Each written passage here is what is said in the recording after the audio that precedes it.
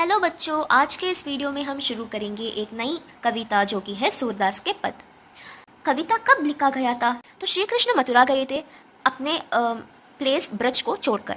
तो वहाँ पे गोपिकाएं जो श्री कृष्ण से प्रेम करते थे वे बहुत मिस कर रहे थे श्री कृष्ण को। जब मथुरा गए थे श्री कृष्ण, जब श्री कृष्ण को ये बात पता चलती है तो श्री कृष्ण अपने दोस्त उद्धव, उसका नाम उद्धव है, तो उसको मथुरा से ब्रज भेजता है। तो श्री कृष्ण की तरफ से जो भी मैसेज था वो उद्धव के पास था और उद्धव मथुरा से ब्रज आया था गोपिकाओं से मिलने, ताकि वो श्री कृष्ण के संदेश को गोपिकाओं तक पहुंच पाए। तो इससे इस कविता की आरंभ होती है। तो गोपिकाएं उद्धव से कहते हैं कि हे उद्धव, हम आज बहुत भाग्यशाली है, मतलब आज वे लोग बहुत लकी है। क्यों क्यों ऐसा कह रहे हैं गोपिकाएं? क्योंकि जिन आंखों से उद्धव ने श्री कृष्ण को देखा है, आज उन्हीं आंखों को, उद्धव की उन्हीं आंखों को गोपिकाएं देख रहे हैं। तो गोपिकाओं को ऐसा लग रहा है कि उद्धव के आंखों से साक्षात श्री कृष्ण की दर्शन कर रहे हैं। कौन? गोपिकाएं। तो उद्धव की आंखों से श्री कृष्ण को छवि देख रहे हैं गोपिकाएं। जैसे सुमन बास ले आवत पवन मधुप अनुरागी।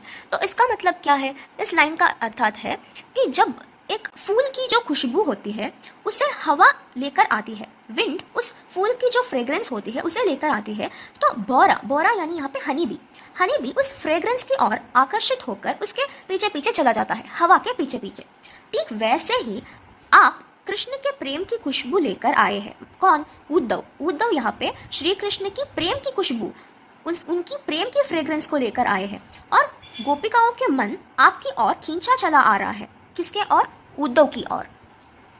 तो वे कहते हैं कि आपको देखकर हमारे मन का वैसा ही हाल हुआ है, वैसा ही आनंद और सुख मिल रहा है जैसा कृष्ण के साथ रहने से मिलता है। हमारे अंग अंग में सुख समा गया है। जो दर्पण में दरस देखियत दृष्टि परम रुचि लागी, तैसे सूर मिले हरि हमको बिरह बिता तन त्यागी। तो इसका मतलब है कि जब हम हमारे ही छवि को मिरर में देखते हैं तो हमें बहुत आनंद मिलता है अपने आप को मिरर में देखते हुए। तो वैसे ही अब गोपिकाओं को श्री कृष्ण की जो दर्शन है वो उद्धव की आंखों से मिल रही है। मतलब उद्धव की जो आंखें हैं वो मिरर की तरह है और वो उस मिरर में श्री कृष्ण को देख रहे हैं गोपिकाएं। तो उन्हें उतना ही आनंद मिल रहा है जितना हम सबको अपने आप को मिरर में देखने के बाद मिलता है।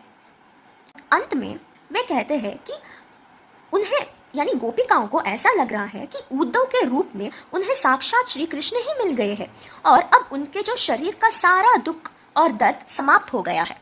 इस पैराग्राफ को कब लिखा गया था? जब गोपिकाओं ने श्री कृष्ण को यमुना नदी के तट पर देखते थे, तब श्री कृष्ण के रूप सौंदर्य करते हुए गोपिकाओं का जो हाल है उसे सूरदास जी लिखते हैं। तो गोपिकाओं ने यमुना नदी के किनारे नंद के लाडले, नंद, नंदन का मतलब क्या है? श्री कृष्ण के पिताजी कौन है? नंद। तो नंद के लाडले कृष्ण है जमुना नदी के तट गोपिकाएं देखते हैं। इसके साथ साथ आप देख सकते हैं मोर मुकुट मकराकृत कुंडल पीत बसंत तन चंदन। तो इसका मतलब है श्री कृष्ण ने मोर का एक मुकुट पहना हुआ था और कानों में मछली के आकार यानी मकराकृत मछली के आकार वाला एक कुंडल था और शरीर पर पीले वस्त्र यानी पीत बसंत, पीले रंग का, येलो कलर का एक वस्त्र पहने हुए थे श्री कृष्ण और पूरे शरीर, पूरे बदन पर चंदन लगाया हुआ था। तो गोपिकाओं ने जब श्री कृष्ण को यमुना नदी के तट पर देखा था तो श्री कृष्ण का रूप कुछ ऐसा दिख रहा था। तो कृष्ण के इस सुंदर रूप का दर्शन करके गोपिकाओं की आंखों की सदियों की प्यास बुझ गई और उनके हृदय की तपन शांत हो गई। प्रेम मगन तब भई सुंदरी और गदगद मुख बानी। तो इसका मतलब क्या है? सुंदर गोपिकाएं कृष्ण के प्रेम में पूरी तरह डूब गई है और उनका हृदय गदगद यानी बहुत भावुक हो गया है और उनके मुख से कोई वाणी यानी कोई शब्द ही नहीं निकल पा रही है। क्यों? जब श्री कृष्ण को इस रूप सौंदर्य में गोपिकाएं यमुना नदी के तट पर देखते हैं तब उनके मुंह से एक शब्द भी नहीं आता है, वे श्री कृष्ण को देखते ही रहते हैं। कमल नयन तट पर है ताड़े सकुच ही मिली ब्रज नारी।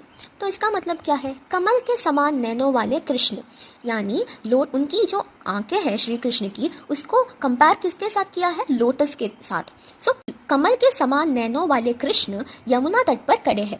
ब्रज की नारियां यानी गोपिकाएं उनसे मिलने के लिए बहुत आतुर है, लेकिन लाल और संकोच के कारण झिझक रही है और उन्हें निहार रही है। इसका मतलब है कि वे तो श्री कृष्ण से मिलना चाहते हैं, उसी समय मिलना चाहते हैं, पर वे वहां नहीं जा रहे हैं क्योंकि उन्हें शर्म आ रही है, इसलिए वे दूर से ही श्री कृष्ण को निहार रहे हैं। तो सूरदास प्रभु अंतर्जामी, व्रत पूरन पगदारी।